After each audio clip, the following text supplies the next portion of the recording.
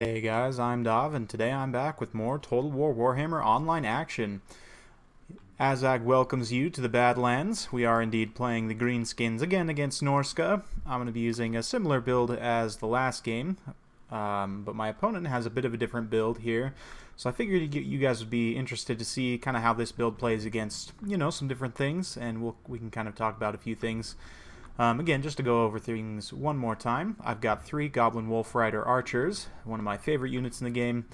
Great utility for how cheap they are, and I also have one of them being the Regiment of Renown, which have armor piercing, and a great unit overall.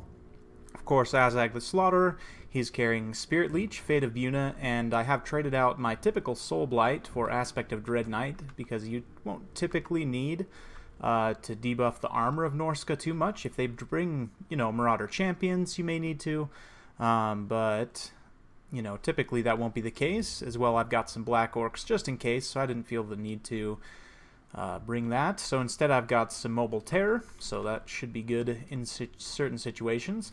For the main line, it's a mix of 2 Black Orcs with 4 Orc Biggins with some chevrons for some extra leadership and, combat stats. We've also got the Warlord's Boys to help against, again, any armored targets.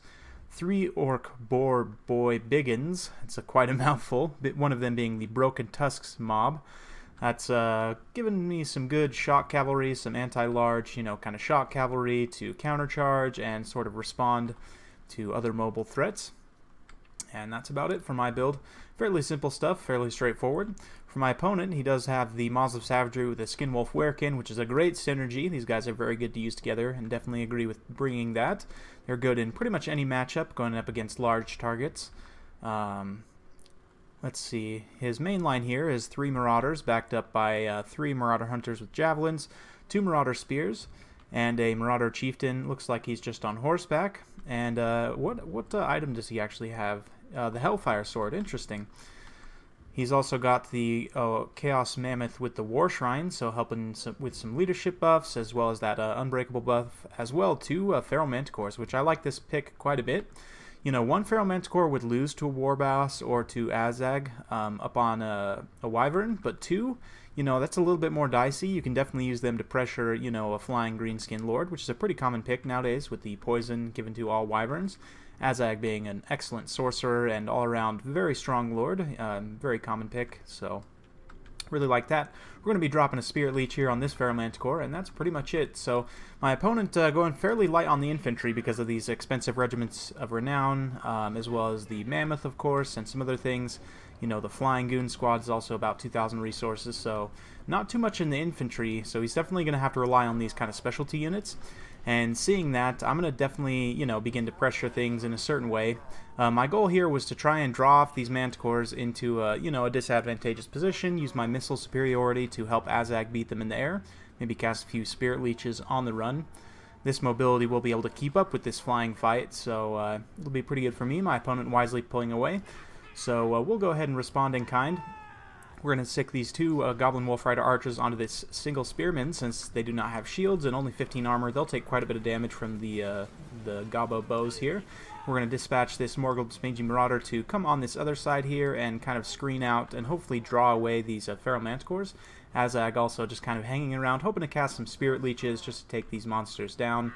We are going to get a Spirit Leech off on the War Mammoth just because it does have an absolute crap load of HP, and we are going to need to try and burn through it at some rate, so any kind of damage we can do there, you can see the Spirit Leech going off.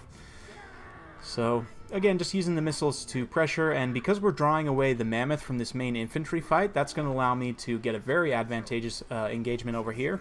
So these Norscan infantry are in for a really bad time. I mean, even this Regiment of Renown Marauder here is not going to be able to stand up to Biggins and Black Orcs. I mean, this is just way too much infantry killing power. So because my opponent's Mammoth is kind of off being kited around and annoyed by all these Goblin Wolf Riders, and again, for how cheap these guys are, I mean, these 2 units are 350, this one's 600, so a bit more expensive, but still, their mobility, I mean, they're going to take very little damage. They will get terror routed off fairly easily, but they're so fast they can just get away, and they're pulling away all these specialty units and all this terror away from my line. which is then allowing my infantry here, you can see, to just absolutely beat the brakes off these Norscans. These Marauders are decent combatants, but they will not be able to stand up to this kind of pain. So you can see a general route going forward, and we're going to be able to collapse immediately on the Marauder Hunters and just shut down completely his infantry force. These Skin Wolves being brought around a little bit too late here. They're going to be getting in on the Warlord's Boys, who I haven't really had a reason to activate, so they'll be chewing on the Goblins. That's fine with me. In the meanwhile, we're continuing to harass the Mammoth with the ranged fire.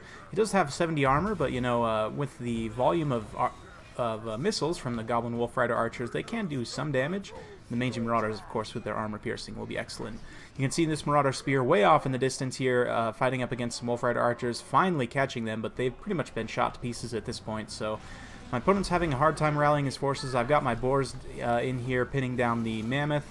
Just bringing in some Black Orcs as well, since they're immune to psychology. They also have the armor piercing to help cut through that, so, you know, they can get some good work done there.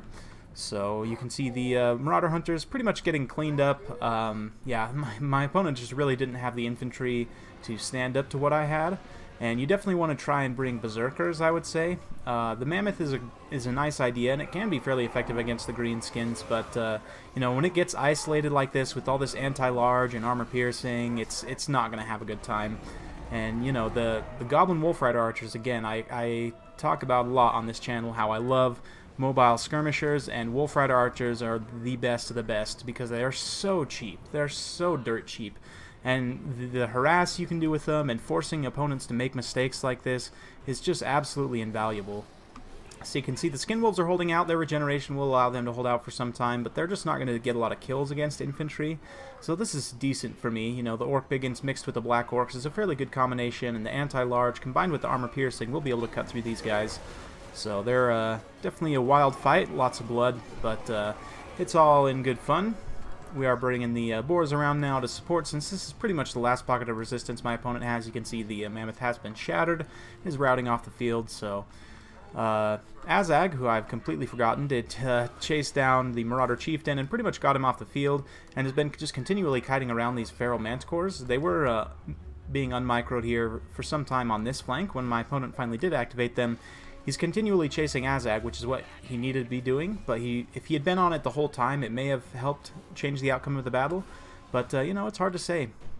This Manticore getting down on the Mangy Marauder is going to be able to do some damage and probably rout him off, but, you know, they've expended most of their ammunition, got some great work done, so that is all good, and you can see the rest of the forces here shattering, so well played. Very fun battle. Hope you guys enjoyed that. Sorry about Azhag versus Norsca 2 days in a row, but I'm just trying to hammer out my Greenskin build versus Norsca. What I would consider Greenskins one of my main factions, so just been trying to try out some different things, and I feel this build works fairly well. You guys will have to try it out and let me know what you think, but you know, the Biggins mixed with the Black Orcs, the anti-large and armor piercing gives you some great infantry killing power. And I mean, unless they bring like really heavy Marauder Chieftains and Berserkers, then you can pretty much beat the brakes off them. As you can see, all my infantry getting a lot of kills, except for this one, which didn't see much action. But lots of kills across the board there. Some really nice work done. You can see his infantry just getting shredded, completely shredded. And the Marauder Hunters as well didn't have a lot of great targets to shoot at. They got a little bit of work done against the Boars, but nothing substantial. And we're just collapsed on a little bit too fast. The Mammoth as well, only 24 kills. You would definitely want to see more from there. The Manticores, you know, if he had been a little bit more on top of the micro, they could have definitely paid off in chasing Azhag around and not allowing him to, you know, really be as effective as he was. The Maws of Savagery and the Skin Wolf could have been a lot more effective if they were brought in earlier on, but, you know, just not brought into the fight quite in time, and that's kind of the, I guess, the downfall of this battle for my opponent, was just that he engaged kind of piecemeal. If he had engaged his forces all together, it may have turned out differently, but, yeah, definitely a fun battle. Hope you guys enjoyed watching. Thank you very much for your support. Of course, like and subscribe if you're enjoying the content, and we'll see you next time.